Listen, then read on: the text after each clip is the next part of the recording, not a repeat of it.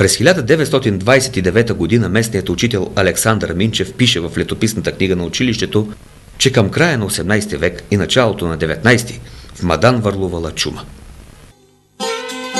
Бедствието принуждава хората да хванат гората. Тогава се образували 18-те махали около пазарното средище. През 1850 година тук имало 400 къщи, 60 в селото Майка и 340 в махалите. –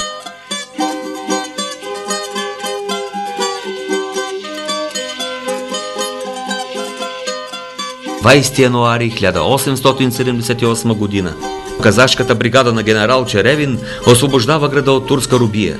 Свободата обаче е кратка. Берлинският конгрес му я отнема за 34 години.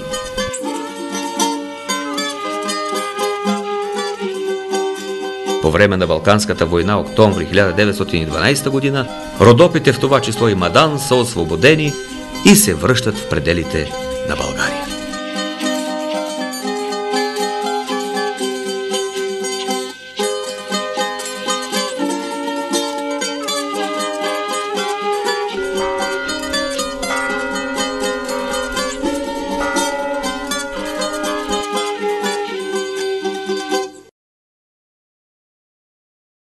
През 50-те и 60-те години на миналия век започва нов етап в експлоатацията на олово-цинковите залежи.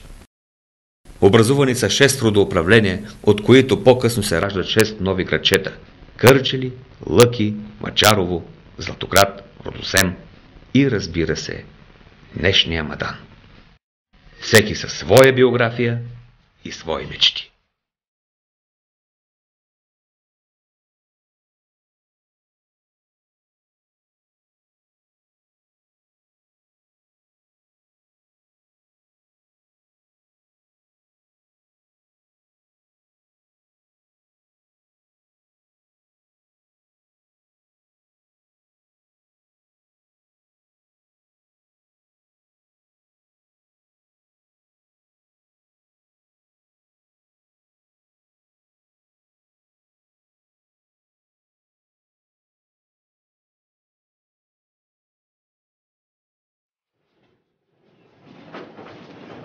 Рододобива район се развива от много дълго време. Траки, римляни, по-късно турци са добивали руда в този район. Има в музея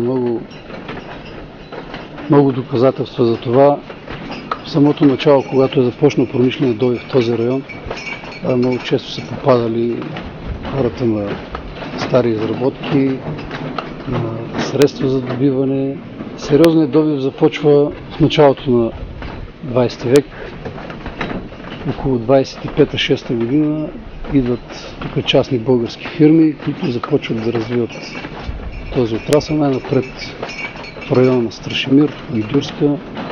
От цялото Маданско рудно поле, което включва находищата в Рудозем, Мадан и Златоград, до този момент са добити над 100 милиона тона руда, което е нещо уникално. Интересното е обаче, че рудата все още не е свършила.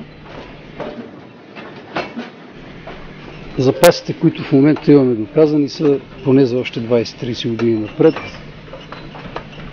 Самия начин на работа и на експлоатация на находищата доказва, че когато имаме доказани запаси за 20 години, те се оказват, че са за 40 даже, тъй като винаги тези запаси се препотвърждават, тъй като ние отговорността, кой знае колко с голяма точност, не можем да ги проучим, но когато стигнем на място, вече се вижда, че те са много по-големи. В момента продължава инвестирането в този отрасъл. Наскоро получихме една нова сонда, която е последна дума на техниката. Раждат 6 нови градчета – Кърджали, Лъки, Мачарово, Златоград, Рудозем и, разбира се, днешния Мадан. Всеки със своя биография и свои мечти.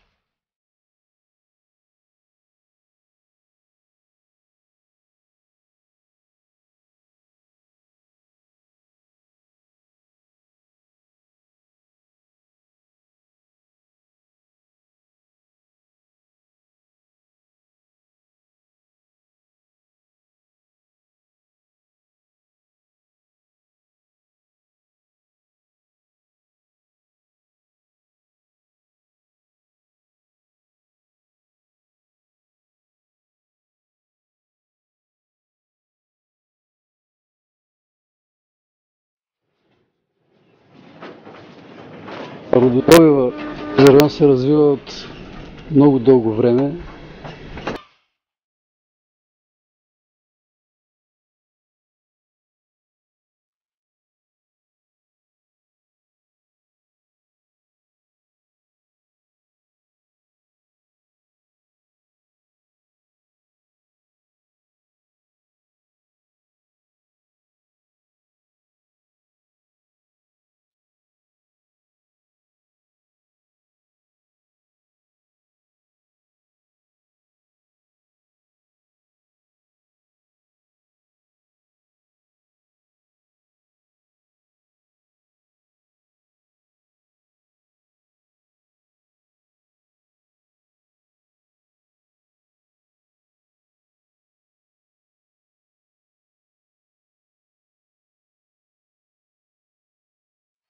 Ето го, Мадан.